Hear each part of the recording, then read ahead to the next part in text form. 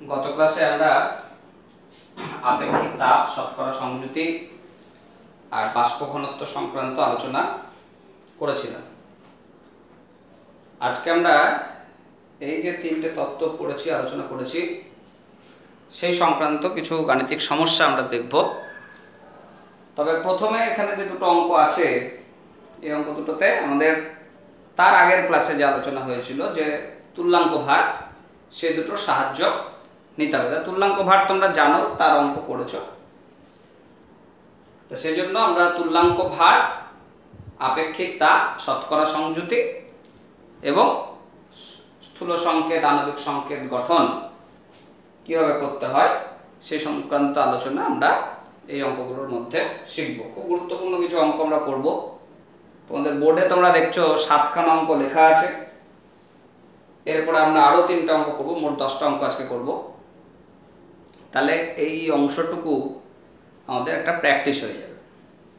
যাই হোক, আগের মতনই বলি, এগুলো তোমরা আগে লিখে নিও। আমি আপাতত মুছে দিচ্ছি, দিয়ে তারপর আমরা সলভগুলো দেখে নেব।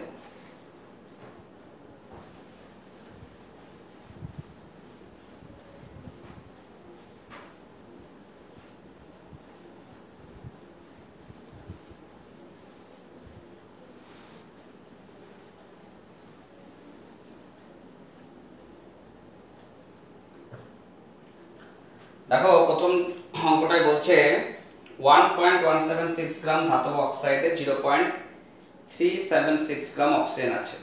ধাতুটার আপেক্ষিক তাপ বলা আছে, দিয়ে বলছে ধাতব অক্সাইডটির সংকেত কি হবে। তাহলে ধরে নিচ্ছি, ধরি ধাতুটি এম। তাহলে এই যে ভর দেওয়া আছে, এখান থেকে আমরা ধাতুর কিন্তু তুল্যাঙ্ক ভার বের করতে পারবো। তাহলে যৌগটাতে ধাতু আছে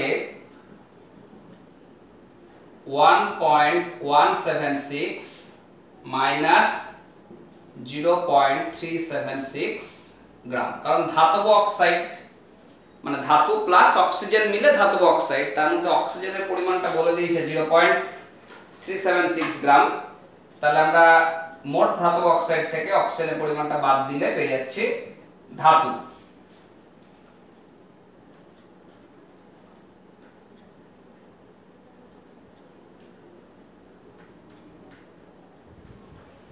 আমরা পেলাম 0.8 গ্রাম। তাহলে দেখো, ধাতব অক্সাইডে ধাতুটাকে ধরলাম এম, ধাতু আছে, সেটা ধাতব অক্সাইড থেকে অক্সিজেন বাদ দিলে হিসাব করতে পারবো। তাহলে এবার আমরা বের করব কি ধাতুর তুল্যাঙ্ক ভার। তাহলে আমরা বলতে পারি 0.376 গ্রাম অক্সিজেনের সঙ্গে যুক্ত হয় 0.8 গ্রাম ধাতু।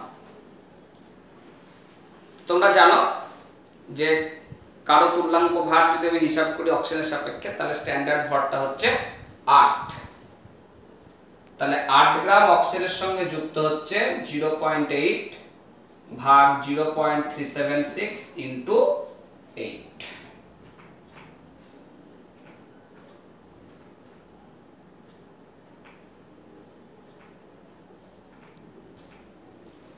তাহলে আসলো 17.02।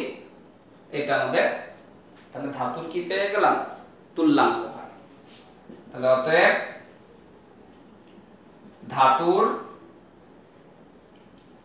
তুল্যাঙ্ক ভার 17.02 থাক। আর দেখো, ধাতুটির আপেক্ষিক তাপ বলে দিয়েছে। তোমরা গতদিন শিখেছো যে আমরা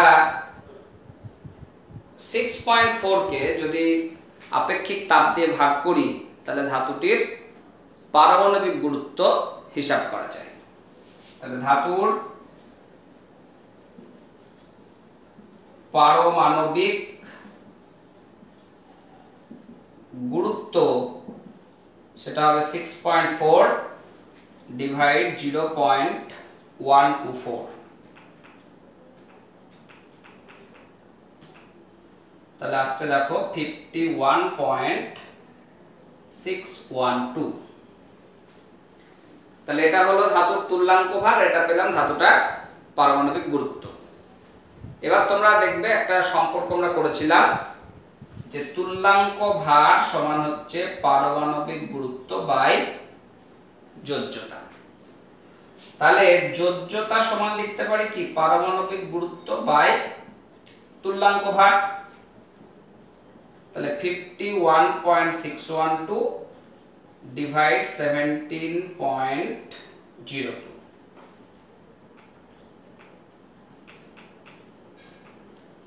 তাহলে আসছে 3.032। এটাকে অ্যাপ্রক্স আমরা ধরে নিলাম 3। তাহলে এই যোজ্যতাটা কার? ধাতুর যোজ্যতা। তাহলে বলবো ধাতুর যোজ্যতা 3।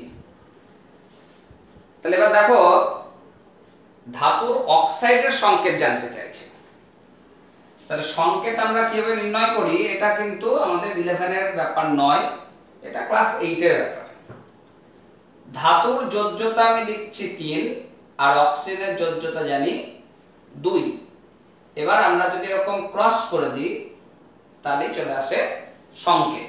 তাহলে অতএব ধাতব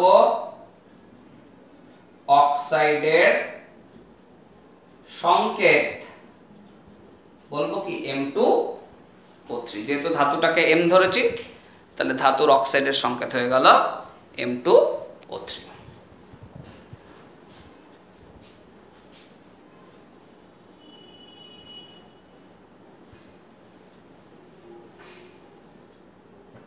এবার আমরা চলে আসছি 2 নম্বর অঙ্কে। বলছে M ধাতুর ক্লোরাইডের 0.111 গ্রাম থেকে সম্পূর্ণ ক্লোরিন অধক্ষিপ্ত করতে 0.34 গ্রাম সিলভার নাইট্রেট লাগে। তাহলে M ধাতুর ক্লোরাইড, তাহলে আমি জানি না যে এখানে ক্লোরাইন কতগুলো আছে বা কিছু, তা আমি ধরে নিলাম কি এক সংখ্যক ক্লোরিন আছে, তার সঙ্গে আমি সিলভার নাইট্রেট দিলাম। তাহলে কি হবে, এই ক্লোরিনটা সিলভারের সঙ্গে চলে যাবে, বুঝতে পারলেন, আর ধাতুটা মেটাল নাইট্রেটের সঙ্গে চলে গেল। তার সেটাই তোমাকে বলে দিচ্ছে অঙ্কে যে 0.34 গ্রাম সিলভার নাইট্রেট লাগছে, এটা বলে দেওয়া হয়েছে 0.34 গ্রাম সিলভার নাইট্রেট লেগেছে এই ধাতুর তোমার মেটাল ক্লোরাইড থেকে সম্পূর্ণ ক্লোরিনকে অপসারিত করতে। তাই বলছে দেখো M ধাতুর ক্লোরাইডের 0.11 গ্রাম থেকে সম্পূর্ণ ক্লোরিনকে অধক্ষিপ্ত করতে। তোমরা জানো যে সিলভার নাইট্রেটের সঙ্গে ক্লোরিনের বিক্রিয়ায় AgCl উৎপন্ন হয়। তোমরা দেখবে ক্লাস 9 এ পড়েছিলে HCl plus AgNO3, AgCl plus NNO3, এই HNO3। তাহলে AgClটা এখানটায় অধক্ষিপ্ত হয়েছে। তাহলে এখন আমি হিসাব করে নিই যে এই AgCl এর মধ্যে কতটা Ag আছে আর কতটা Cl আছে। দেখো কিভাবে হিসাব করব, তোমাকে AgNO3 এর আণবিক ভরটা বের করতে হবে। সিলভারের পারমাণবিক গুরুত্ব মাথায় রাখবে 108, নাইট্রোজেন তোমাদের জানা 14, অক্সিজেনও জানা 348।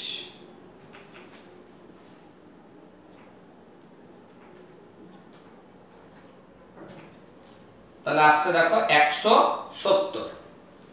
তাহলে আমরা কি বলতে পারি যে 170 গ্রাম সিলভার নাইট্রেটে সিলভার আছে 108 গ্রাম। 170 গ্রাম AgNO3 তে Ag আছে 108 গ্রাম। তাহলে তোমার এরকম AgNO3 লেগেছে 0.34 গ্রাম। তাহলে তোমার এর মধ্যে কতটুকু সিলভার আছে আমরা সহজে হিসাব করতে পারছি।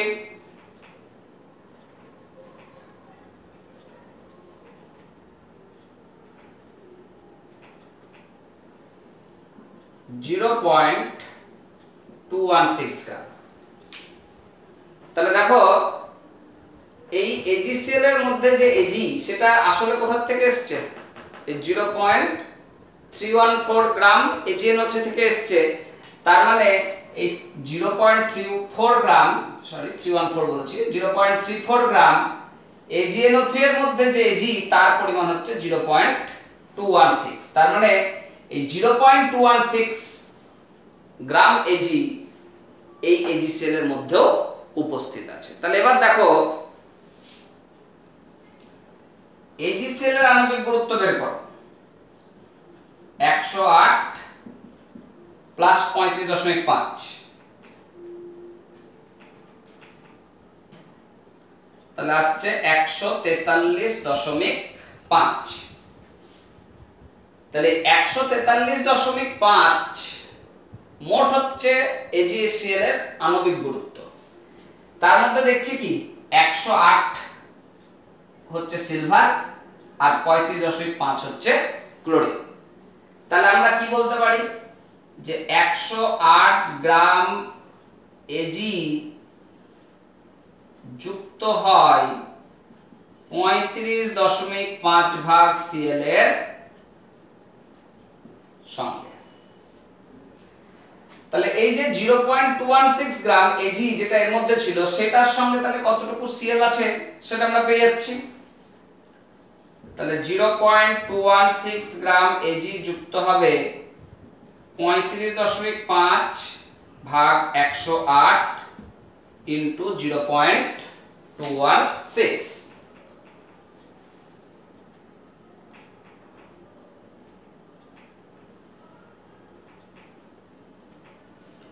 তাহলে এটা আসলো 0.071 গ্রাম। তাহলে এই যে ক্লোরিন 0.071, এই ক্লোরিন আবার কোথা থেকে এসেছে? এই ধাতব ক্লোরাইডের ক্লোরিন। তাহলে ভাবো আমার এই যে ধাতব ক্লোরাইড যেটা প্রথমেই ভর বলা আছে দেখো 0.111 গ্রাম, তাহলে এই 0.111 গ্রাম ধাতব ক্লোরাইডের মধ্যে ক্লোরিন আছে 0.071 গ্রাম। খুব গুরুত্বপূর্ণ অঙ্ক, এই জাতীয় অঙ্ক কিন্তু খুব গুরুত্বপূর্ণ।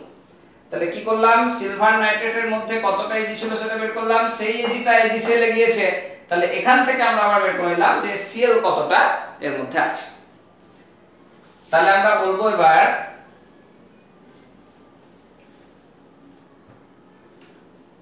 ধাতব ক্লোরাইডের মোট ভর 0.11 গ্রাম, ক্লোরিন আছে 0.071 গ্রাম, অতএব ধাতু আছে 0.11 মাইনাস 0.071 গ্রাম।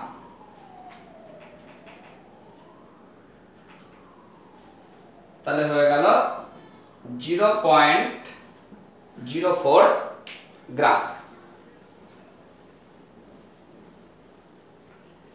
তাহলে আমরা কি বলতে পারি যে 0.071 গ্রাম ক্লোরিনের সঙ্গে যুক্ত হয়েছে 0.04 গ্রাম ধাতু। 0.071 গ্রাম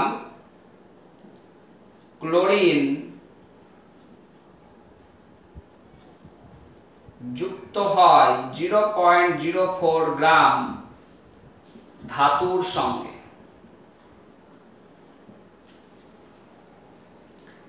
তাহলে আমরা এখান থেকে ধাতুর তুল্যাঙ্ক ভার হিসাব করতে পারবো। তোমরা জানো যে ক্লোরিনের সাপেক্ষে হলে এই ভরটা হয়ে গেল 35.5।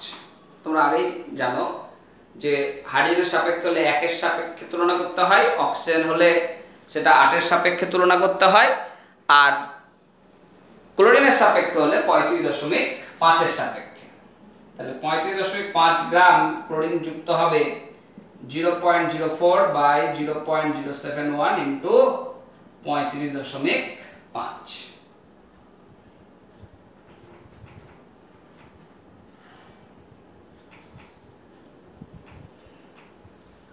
তাহলে আসলো 20। তাহলে আমরা বলবো অতএব ধাতুর তুল্যাঙ্ক ভার 20। এবার দেখো ধাতুর আপেক্ষিক তাপ তোমাকে বলে দিয়েছে, তাহলে তুমি এখান থেকে পারমাণবিক গুরুত্ব পেয়ে যাবে। তাহলে ধাতুর পারমাণবিক গুরুত্ব সেটা হচ্ছে 6.4 বাই 0.152, 6.4 বাই 0.152, তার মানে আসলো 42.10 মতন আসলো। এবার পারমাণবিক গুরুত্ব পেয়েছি, তুল্যাঙ্ক ভার পেয়েছি, তাহলে ধাতুর যোজ্যতা সমান কি হবে? পারমাণবিক গুরুত্ব ভাগ তুল্যাঙ্ক ভার। তাহলে অ্যাপ্রক্স বললাম 2, তাহলে ধাতুর যোজ্যতা পেয়ে গেলাম 2। এবার যৌগটা দেখো ধাতব ক্লোরাইড, তাহলে ধাতুর যোজ্যতা বলছি 2 আর ক্লোরিনের যোজ্যতা তোমরা জানো 1, তাহলে ক্রস করে দাও। তাহলে ধাতুর ক্লোরাইডের সংকেত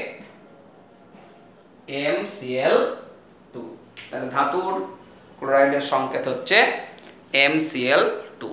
সবসময় যোজ্যতা বের করবে, যোজ্যতাকে ক্রস করে দিবে, তাহলেই চলে আসবে সংকেত। অঙ্কগুলো তোমরা বারবার ভিডিও পজ করে করে খাতায় করে নেবে। নেক্সট দেখো বলছে Sb2O5 যৌগে অক্সিজেন এবং Sb এর শতকরা পরিমাণ নির্ণয় করো। তাহলে Sb2O5 এর আণবিক গুরুত্ব হিসাব করে নাও। তাহলে Sb বলা আছে 121.77 গুণিত 2 প্লাস অক্সিজেন তোমরা জানো 16 গুণিত 5।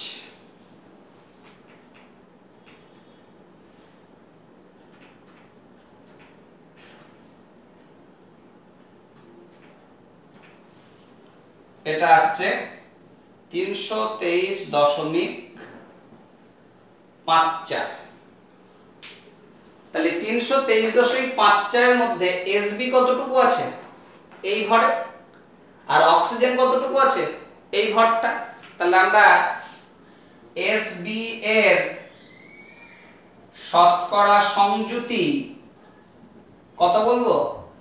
121.77 গুণিত 2 বাই 323.54।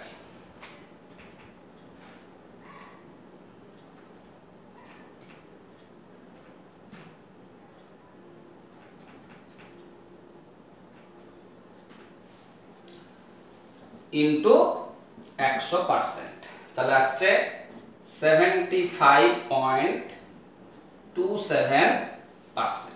আর অক্সিজেনের শতকরা সংযুতি তাহলে 80 ভাগ 323.54 ইনটু 100%।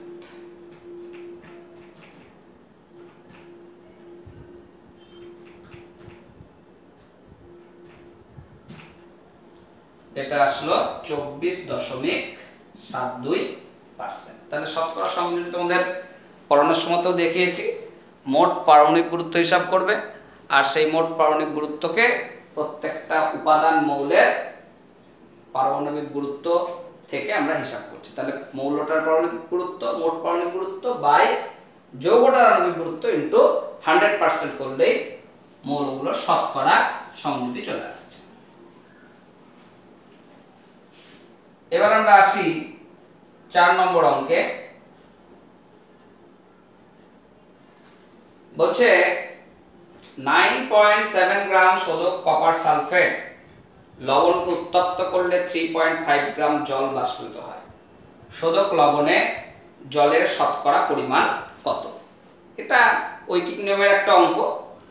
শোধক কপার সালফেট মানে কপার সালফেট আছে আর তার সঙ্গে কিছু সংখ্যক জলের অণু আছে। আমি জানি না এখানে কত আছে, তার জন্য x ধরলাম।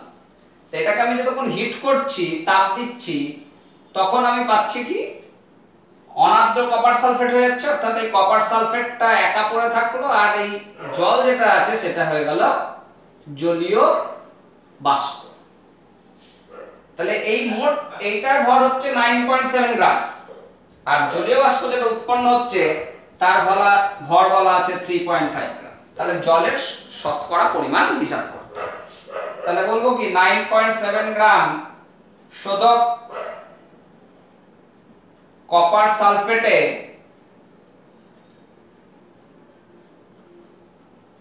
জল আছে 3.5 গ্রাম। তাহলে 100 গ্রামে কত? 3.5 ইনটু 100 বাই 9.7।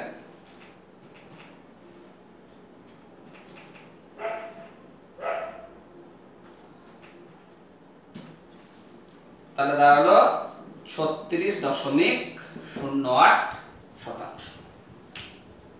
এটা সহজ অঙ্ক, খুবই সহজ, বুঝতে পারলে নিশ্চয়ই। অসুবিধা হলে আমাকে জানাবে,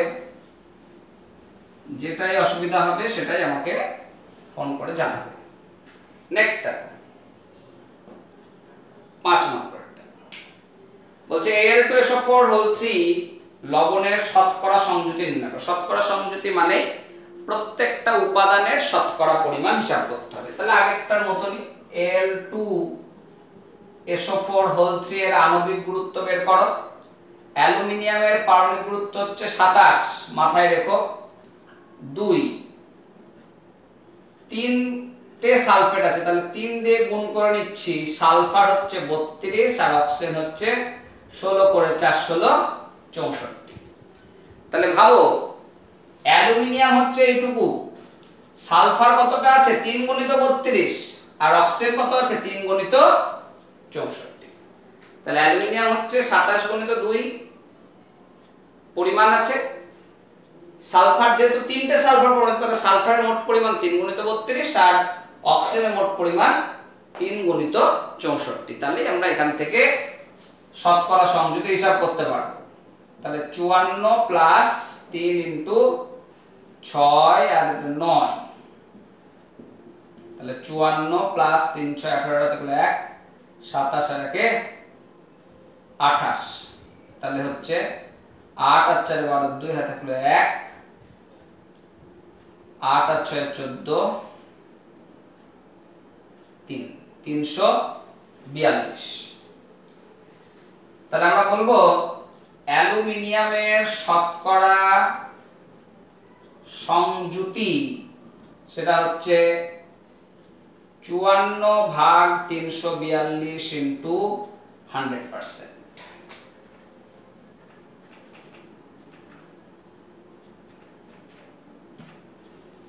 সেটা হচ্ছে 15.78%। তাহলে এবার সালফার এর শতকরা সংযুতি, সালফার কতটুকু আছে? 3 গুণিত 32 মানে 96 ভাগ 342 ইনটু 100%।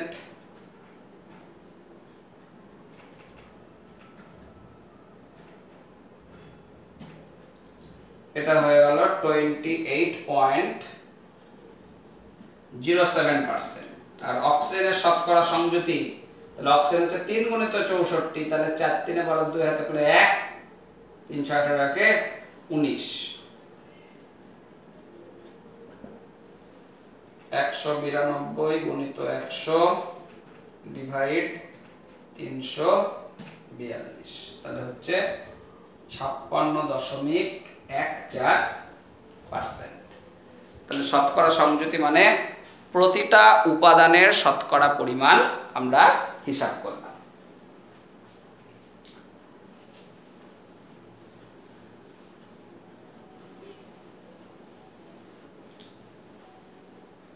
ছয় অঙ্কটা বলছে একটি অশুদ্ধ NaCl নমুনায় ক্লোরিনের শতকরা পরিমাণ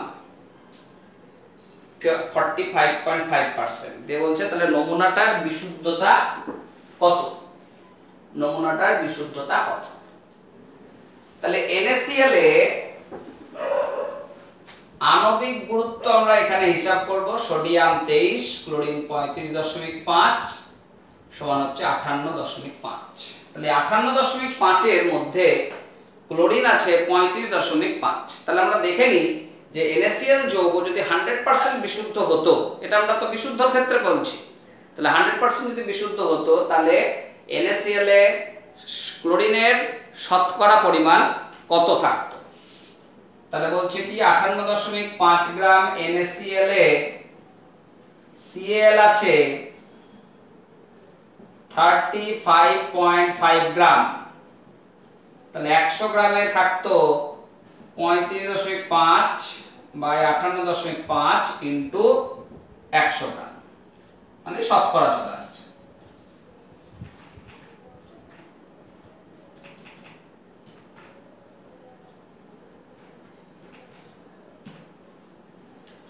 $60.683 গ্রাম, মানে যদি আমার বিশুদ্ধ NaCl হতো তাহলে 60.68% আমার ক্লোরিন যৌগটার মধ্যে উপস্থিত থাকতো। কিন্তু বাস্তব ক্ষেত্রে আমরা দেখছি কি 45.5% ক্লোরিন আছে। তাহলে আমরা ঘুরিয়ে বলতে পারি যে এত পার্সেন্ট যদি মানে ক্লোরিন থাকতো তাহলে লবণটা 100% বিশুদ্ধ হতো। তাহলে এতটা থাকা উচিত 100-তে, কিন্তু তার পরিবর্তে দেখছি কি 100-তে হচ্ছে 45.5 গ্রাম আছে। তাহলে যদি এতটা থাকতো 68.68 গ্রাম, তাহলে লবণটা 100% বিশুদ্ধ হতো। তাহলে আমি পেয়েছি 45.5 গ্রাম, তাহলে কতটা বিশুদ্ধতা এখান থেকে আমরা গণনা করতে পারি। তাহলে 68.683 গ্রাম ক্লোরিন থাকলে NaCl 100%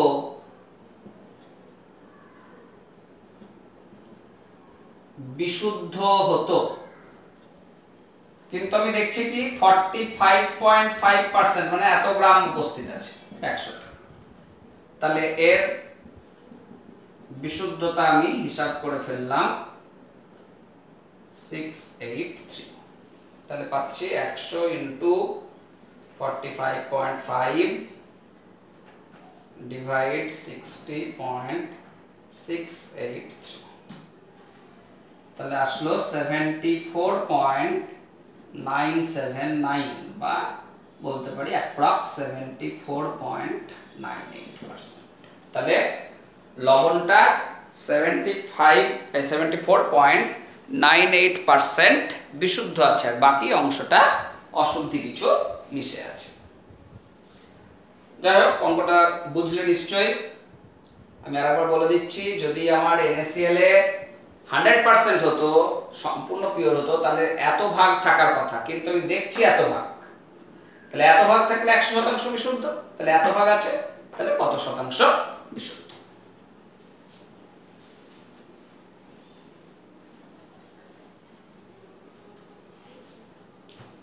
সাতেরটা দেখো, স্থূল সংকেতের অঙ্ক। একটা যৌগের 1 গ্রামের মধ্যে বলছে এত গ্রাম নাইট্রোজেন, এত গ্রাম হাইড্রোজেন, এত গ্রাম ক্লোরিন আছে। তা স্থূল সংকেত নির্ণয় করার পদ্ধতি তোমরা দেখেছো। প্রথমেই বের করতে হবে তাদের শতকরা সংযুতি কি। শতকরা সংযুতি যদি আমি পাই, তখন সেই শতকরা সংযুতিগুলোকে তাদেরই পারমাণবিক গুরুত্ব দিয়ে ভাগ করলে আমি পেয়ে যাচ্ছি কি যৌগগুলোতে উপস্থিত মৌলের সংখ্যার অনুপাত। যারা ভালো করে আগের ক্লাসটা দেখেছো তারা নিশ্চয়ই বুঝতে পারছো। তাহলে আমরা বলবো নাইট্রোজেনের শতকরা পরিমাণ। তাহলে নাইট্রোজেন দেখো কত আছে, 0.262 বাই 1 ইন্টু 100%। কেন বাই 1 কেন? কারণ 1 গ্রাম তো মোট ভর, তাহলে 1 গ্রামে আছে এত, 100-তে কত? তাহলে আমরা এটা বলছি 26.2%। হাইড্রোজেনের শতকরা পরিমাণ 0.075 বাই 1 ইন্টু 100%, তাহলে হয়ে গেল 7.5%। আর হচ্ছে কি ক্লোরিন, তার পরিমাণ বলা আছে দেখো 0.663 বাই 1 ইনটু 100%, তার মানে হলো 66.3%। তাহলে নাইট্রোজেন, হাইড্রোজেন, ক্লোরিন প্রত্যেকটা উপাদানের আমরা শতকরা পরিমাণ জেনে নিলাম। এবার আমরা নাইট্রোজেন, হাইড্রোজেন আর ক্লোরিনের সংখ্যার অনুপাত বের করব। তাহলে কি করব, 26.2 বাই নাইট্রোজেনের পারমাণবিক গুরুত্ব 14, হাইড্রোজেন 7.5 বাই তার পারমাণবিক গুরুত্ব 1, আর 66.3 ভাগ 35.5। তাহলে ছোট করে নিই, 26.2 ভাগ 14, এটা আসলো 1.87 is to 7.5, এটা দেখি 66.3 ডিভাইড 35.5, এটা আসলো 1.86। তো দেখো আমরা সবথেকে ছোট অনুপাত যেটা 1.86, সেটা দিয়ে সবগুলোকে ভাগ করে দিই, তাহলে একটা পূর্ণ সংখ্যার অনুপাত চলে আসবে। 1.87 ভাগ 1.86, 7.5 ভাগ 1.86, 1.86 ভাগ 1.86। তাহলে অ্যাপ্রক্স এটাকে আমরা লিখতে পারি কি 1, 7.5 ডিভাইড 1.86, এটা অ্যাপ্রক্স লেখা যায় 4, এটা আসছে 1। তাহলে নাইট্রোজেন, হাইড্রোজেন আর ক্লোরিনের সংখ্যার অনুপাত আমরা পেয়ে গেলাম 1:4:1। তাহলে আমরা এখান থেকে স্থূল সংকেত লিখতে পারি। অতএব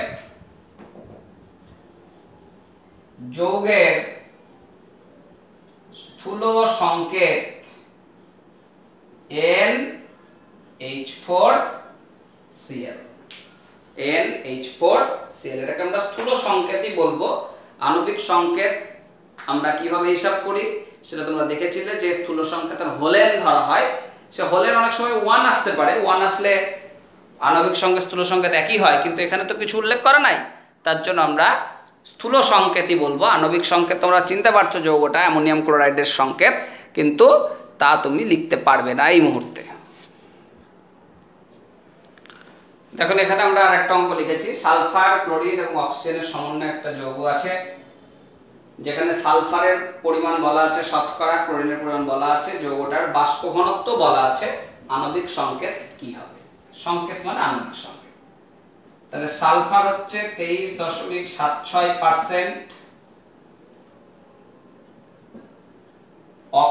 ক্লোরিন সেটা বলে দিয়েছে 52.54%। তাহলে অক্সিজেন কত হবে? 100 মাইনাস 23.76 প্লাস 52.54।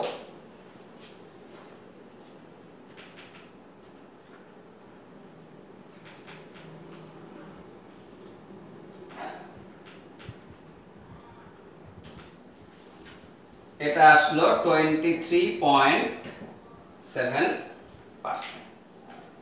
তাহলে এবার আমি সালফার ইসটু ক্লোরিন ইসটু অক্সিজেন যদি হিসাব করি, তাহলে 23.76 ভাগ সালফার পারমাণবিক গুরুত্ব হচ্ছে 32, 52.54 ভাগ 35.5, আর অক্সিজেন 23.7 ভাগ অক্সিজেন পারমাণবিক গুরুত্ব 16।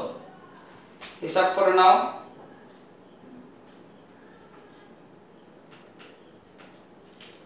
এটা আসছে 0.7425,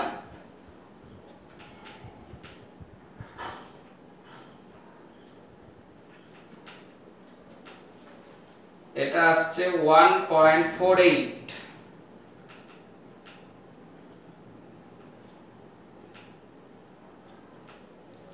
এটাও আসছে 1.48। তাহলে দেখো 0.74 দিয়ে সবগুলোকে ভাগ করো,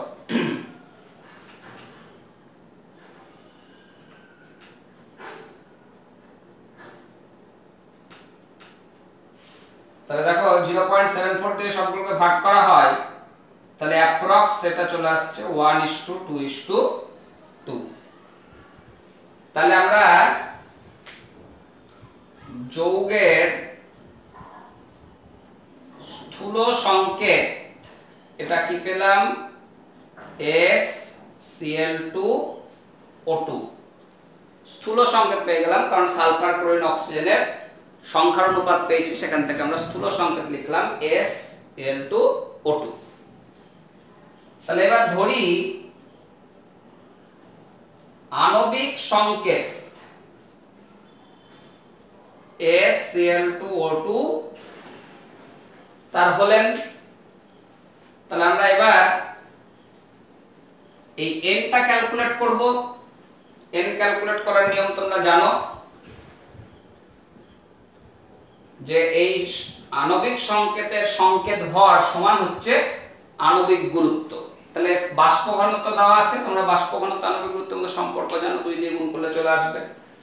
তাহলে আমরা লিখছি কি, n ইনটু সালফার হচ্ছে 32, ক্লোরিন হচ্ছে 35.5 ইনটু 2, অক্সিজেন হচ্ছে 16 ইনটু 2 সমান 2 গুণিত 67.5। তাহলে আমরা n সমান লিখব 2 গুণিত 67.5 বাই 32 প্লাস 71 প্লাস 32। হিসাব করো, দেখো এটা অ্যাপ্রক্স 1 চলে আসবে। তাহলে যদি 1 চলে আসে তাহলে স্থূল সংকেত আর আণবিক সংকেত একই হবে, অর্থাৎ আণবিক সংকেত SCl2O2 1 বা SCl2O2। বুঝতে পারলাম? তাহলে এইভাবে আমরা এই অঙ্কটাকে সলভ করলাম। খুব সহজ অঙ্ক, পদ্ধতিটা লক্ষ্য রাখবে।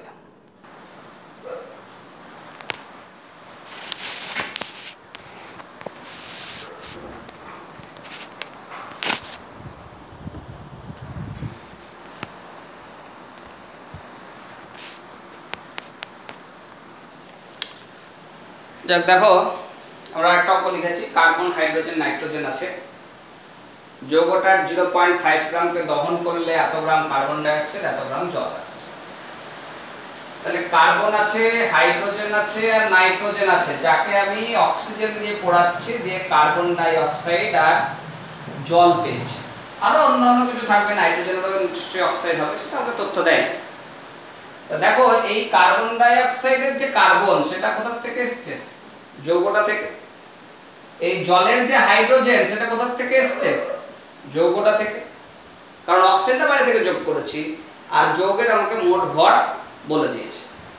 তাহলে এই কার্বন ডাই অক্সাইড যেটা পেয়েছি সেটা বলা আছে 1.44 গ্রাম। তাহলে এই 1.44 গ্রাম CO2 এর মধ্যে কতটা কার্বন আছে সেটা আমি ক্যালকুলেট করতে পারি। কিভাবে? কার্বন ডাই অক্সাইডের আণবিক গুরুত্ব জানো 44, তাহলে 44 গ্রাম CO2 তে কার্বন আছে 12 গ্রাম। তাহলে 1.44 গ্রাম CO2 তে কার্বন আছে 12 ভাগ 44 ইনটু 1.44 গ্রাম।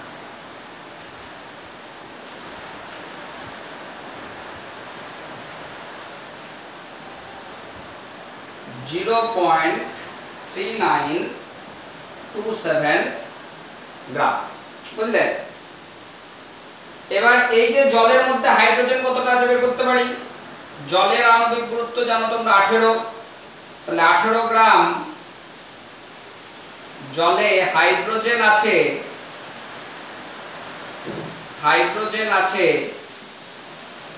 2 গ্রাম।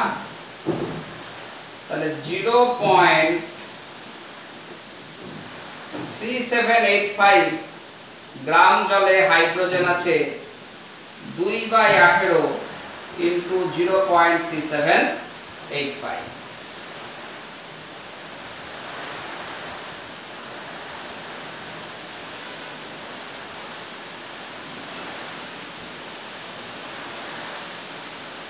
তাহলে পাচ্ছি 0.042 গ্রাম। তাহলে আমি কার্বন পেয়ে গেলাম, হাইড্রোজেন পেয়ে গেলাম, আর মোট যৌগর ভর বলা আছে 0.5। তাহলে 0.5 থেকে যদি এই দুটোর ভর যোগ করে বিয়োগ করে দিই, তাহলে বাকি উপাদান কি নাইট্রোজেনের আমি ভর পেয়ে যাব। তাহলে আমরা লিখছি নাইট্রোজেন আছে 0.5 মাইনাস 0.3927 প্লাস 0.042 গ্রাম।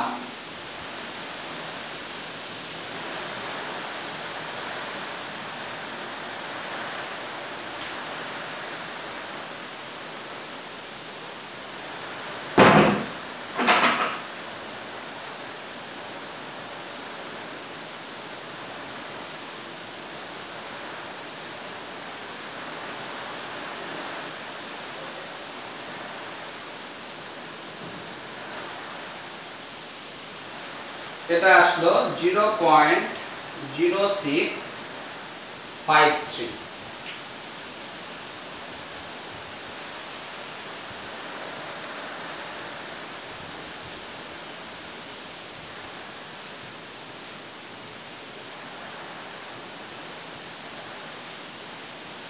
তাহলে এবার আমরা কি করব, কার্বন, নাইট্রোজেন এবং হাইড্রোজেন এদের আমি শতকরা পরিমাণ গণনা করব। তাহলে কিভাবে গণনা করা যাবে? দেখো,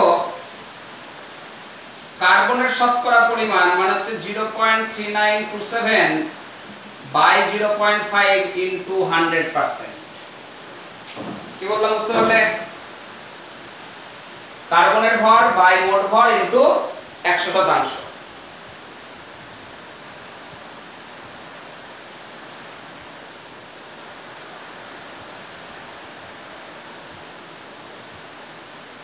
এটা আসলো 78.54%। তাহলে আমি এবার এখান থেকে হাইড্রোজেনের শতকরা বের করতে পারি।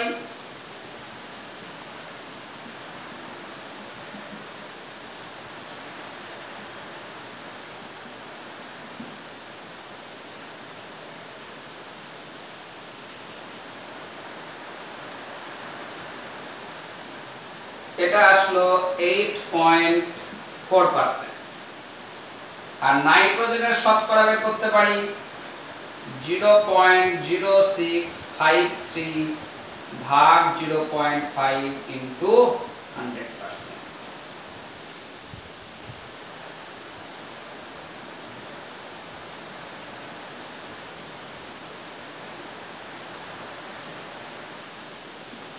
তেরো 0.0306%।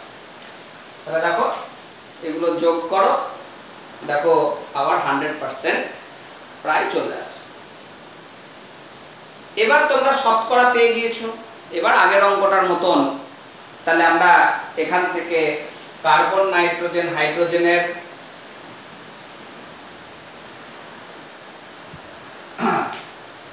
অনুপাত ক্যালকুলেট করব। তাহলে C/H/N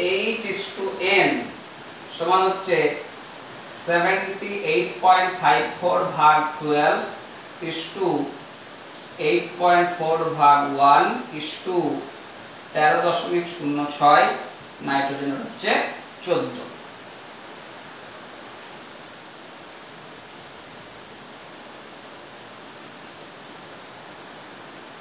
(6.545 is to 8.4)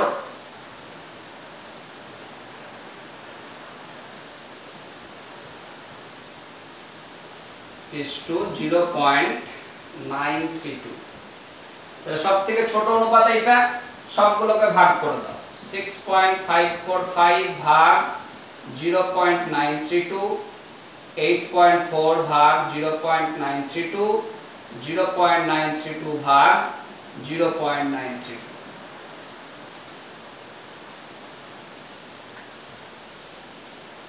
তাহলে দেখো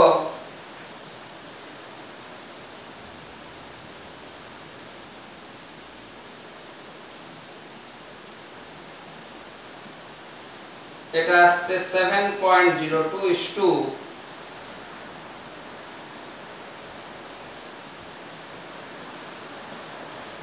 এটা আসছে 9.01 is to 1, তাহলে approx 7 is to 9 is to 1। অতএব যৌগের স্থূল সংকেত C7H9n। এবার ধরি আণবিক সংকেত C7H9n তার হলেন, তাহলে আমরা শর্তানুসারে কি লিখতে পারবো, এর যে সংকেত ভর সমান হচ্ছে বাষ্প ঘনত্বের দ্বিগুণ।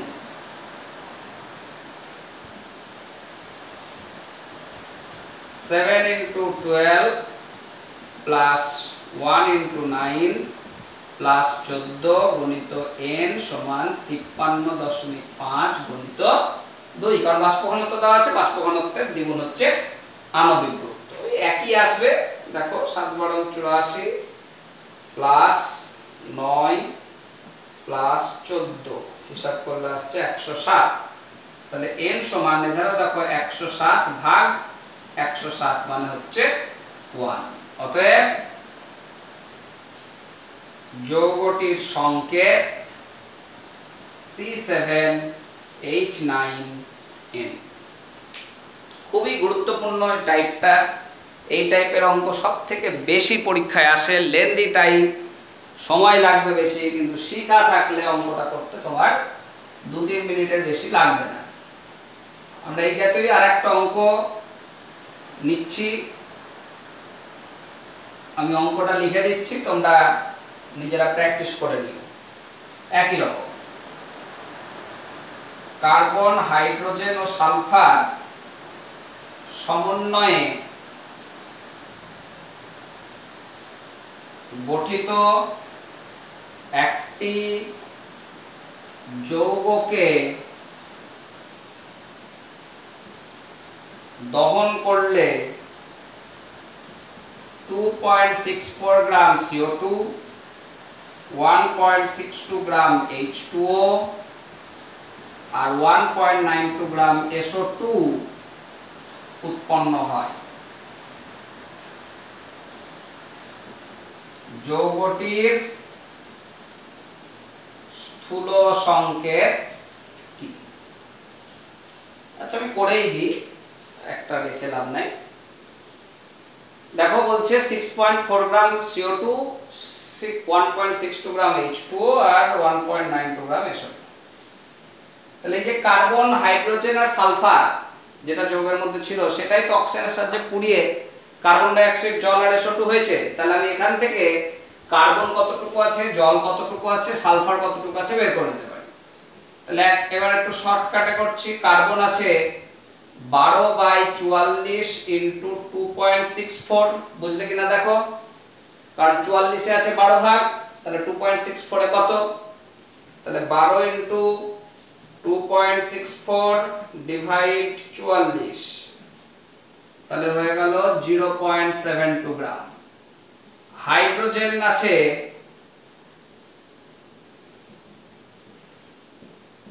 তাহলে কত হবে, জলে হাইড্রোজেন থাকে 2 ভাগ, মোট আণবিক গুরুত্ব হচ্ছে 18 ইনটু 1.62, 2 ইনটু 1.62 ডিভাইড 18, তাহলে হয়ে গেল 0.18 গ্রাম। সালফার আছে, সালফারের পারমাণবিক গুরুত্ব 32 আর SO2 এর মোট আণবিক গুরুত্ব হচ্ছে 64 ইনটু 1.92, 32 ইনটু 1.92 ডিভাইড 64, তাহলে হয়ে গেল 0.96 গ্রাম। তাহলে এবার আমাকে কার্বন, হাইড্রোজেন, সালফারের শতকরা পরিমাণ বের করতে হবে। তাহলে এই যৌগ যেটা তার মোট ভর কত, আমি যদি এই কার্বন, সালফার, হাইড্রোজেনের যোগ লাগিয়ে দিই তাহলে পেয়ে যাব কি যৌগটার মোট ভর। তাহলে যৌগের মোট ভর 0.72 প্লাস 0.18 প্লাস 0.96 গ্রাম।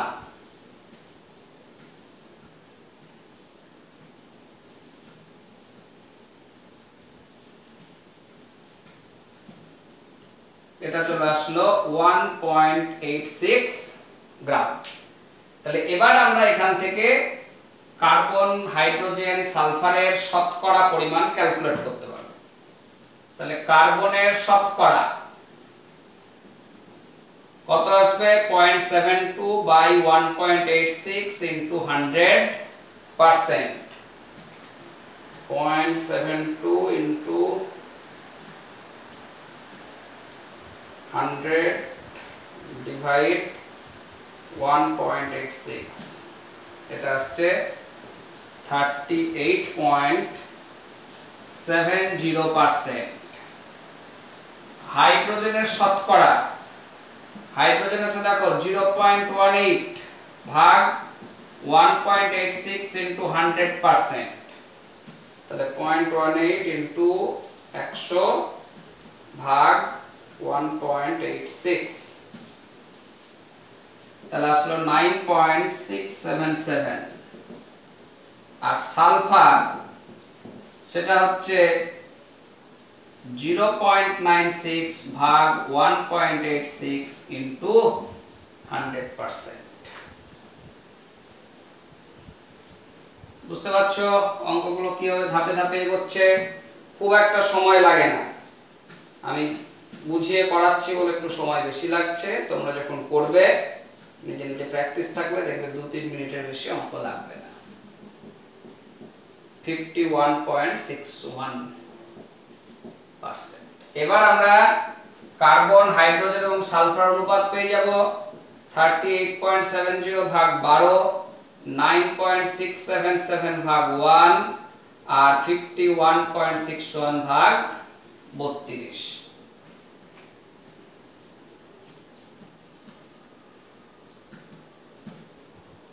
তাহলে এটা আসলো 3.225, 9.677 is to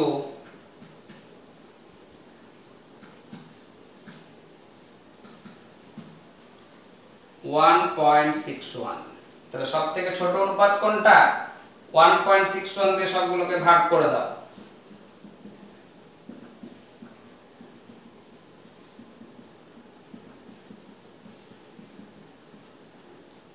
তাহলে অ্যাপ্রক্স এটা হয়ে যাবে 2, এটা কত আসছে দেখে নি,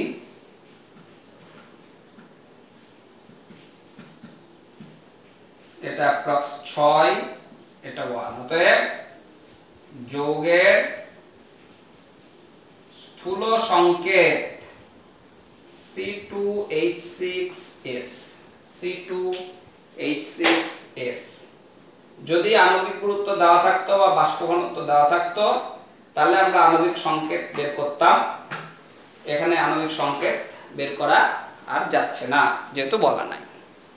যাই হোক, অঙ্কগুলো ভালো করে প্র্যাকটিস করো। নেক্সট ক্লাসে আমরা নতুন থিওরি পড়ব, তারপরে আমরা আবার তার কিছু অঙ্ক করব। থিওরি পার্ট খুব একটা বেশি নাই, অঙ্কগুলোই ভালো করে প্র্যাকটিস করতে হবে।